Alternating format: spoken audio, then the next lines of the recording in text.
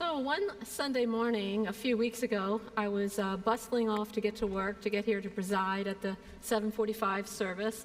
And as I was rolling down a street in my neighborhood, I reached to adjust my seatbelt, and apparently I disturbed a moth who was sleeping, a very big moth, big brown and tan moth. It flew up and started fluttering in front of my face and fluttering towards my face. I don't know who was more startled, me or the moth. And then it just flew into the corner of my, where the windshield meets the door, folded its wings, and curled up to snuggle into the recess of that corner.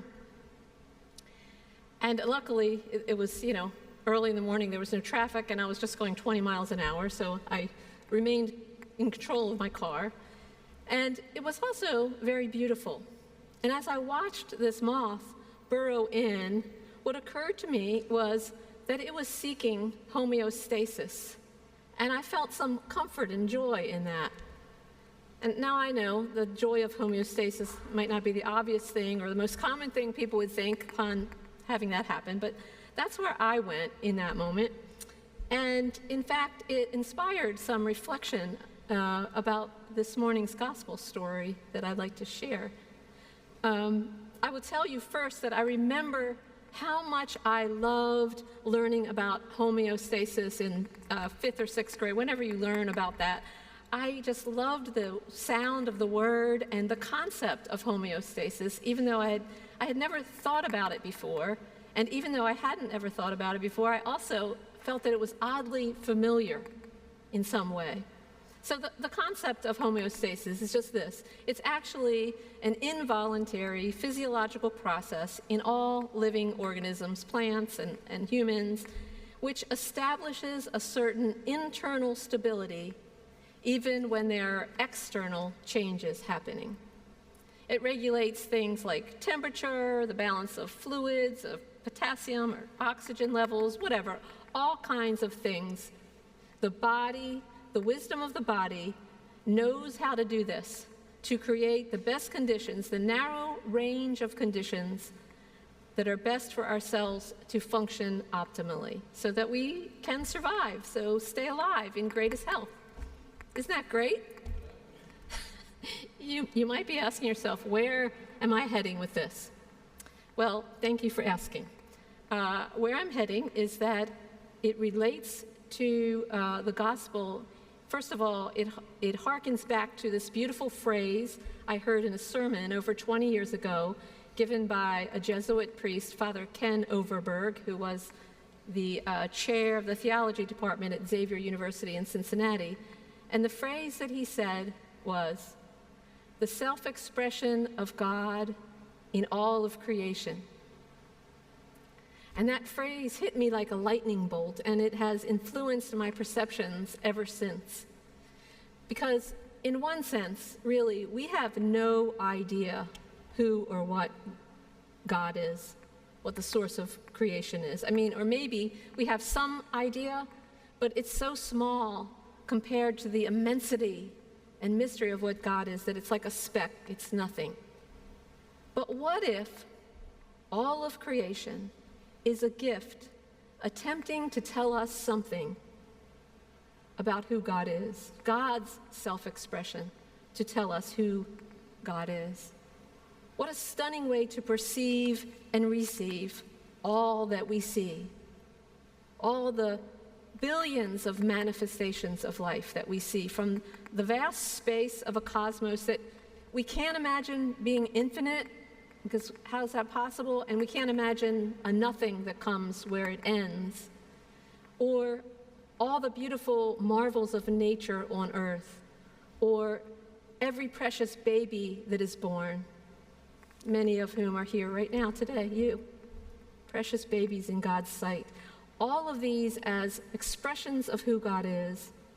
And so homeostasis, perhaps, tells us that God is a magnificent love that is joyously inviting us to participate in a process of restoring ourselves to the optimal balance needed to know the truth, for resting in truth, for knowing not only the fullness of life in a body, but the timelessness of life in the Spirit. Perhaps the outer process of homeostasis is a process that is active in our soul and heart as well, on a more subtle and powerful level. And maybe that's why it feels so oddly familiar. Perhaps this outer homeostasis, which we can see and measure, is a gift to help us understand a deeper homeostasis.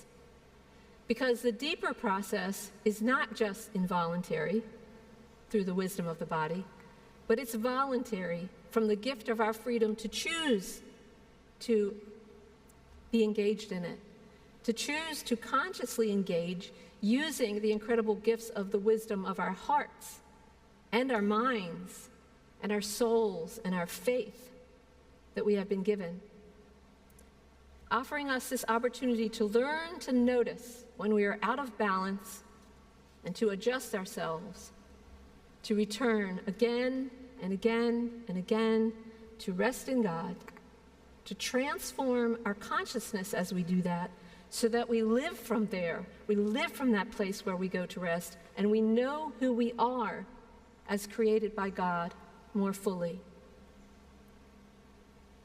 Physiological homeostasis itself is not static, but it's living. It's a dynamic process of establishing equilibrium. And so the very engagement with the homeostasis of our entire being also brings us into this living and dynamic faith, to engage with it, to come to know it. And we need this to discern how to live our lives as disciples and as faith communities in this challenging world. We can't just go ask Jesus of Nazareth in his body, but we still need this living God. And when we think about today's gospel, about the charge that Jesus gave to the 70 to go out and spread the good news to the world, we need to know how to connect that with our lives. Because we know that Jesus was speaking to a very different world and context than what we live in now, with different needs and aims. And as well, the gospel writers, both Luke and Matthew, who told this same story in their own slightly different ways, both filtered the universal core of meaning that Jesus of Nazareth was teaching. They filtered it to be meaningful to their own context. So our question is about what parts of these specific instructions that Jesus gave are specific to that world, and what parts are timeless. How do we spread the good news today in all the changes that are external, but stay true to the core truths of love and compassion for all, respect for the dignity of all, justice, mercy, forgiveness? The wisdom we need to figure that out comes from this place of our ongoing, dynamic, engaging, and homecoming to the optimal balance of presence with God. We live in a world of 8 billion people now, as opposed to the world of Jesus, where there were about 250 million, less than the population of just the United States. We live in a religiously pluralistic context, a world which is in great need of interreligious dialogue, where we know that our spreading of the good news cannot take place in a form of exploitation and superiority to other faith traditions, but in the form of deep respect and love for the dignity of all. We live in a world where the religious leaders of all faiths are called to model the possibility of harmony and unity even when we think differently. A collaboration that's beyond the fearful insistence that we all need to be alike in order to get along. We help transform the world by transforming ourselves in this discernment of grounding ourselves actively in the homeostasis of God's radical love. A radical love that speaks truth in action against systems that promote hate and oppression of others, or deliberately cause fear and suffering. We live in a world where we are called to evolve as a species. Evolution has been happening on this earth ever since life appeared, and we are called as humans to evolve spiritually or face extinction. We are called to be less concerned with our own goals and more concerned with love and justice and healing and peace and connection and respect.